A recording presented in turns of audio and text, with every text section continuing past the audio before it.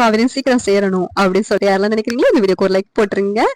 காவேரி ராகினி மேல செம கடுப்பா இருக்கிறாங்க.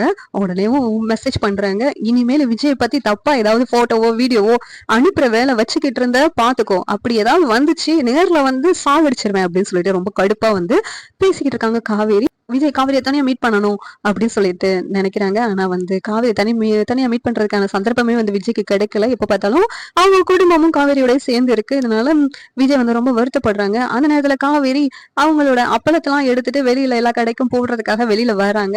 இப்ப பார்த்துட்டு விஜய் நல்ல வேலையா காவேரியே வந்து வெளியில எங்கேயோ போறாளே, நம்ம காவேரி கிட்ட பேசுறதுக்கு நல்ல சந்தர்ப்பமா இருக்கு அப்படின்னு சொல்லிட்டு விஜய் காவேரியை ஃபாலோ பண்ணி பின்னாடி போறாங்க. என்ன மேடம், எங்க அப்பள வியாபாரத்துல முழுசா இறங்கிட்டீங்க போல அப்படின்னு சொல்லிட்டு விஜய் வந்து காவேரி பார்த்து கேக்குறாங்க. நான் என்ன பண்ண, உங்களுக்கு என்னங்க அப்படி சொல்றாங்க.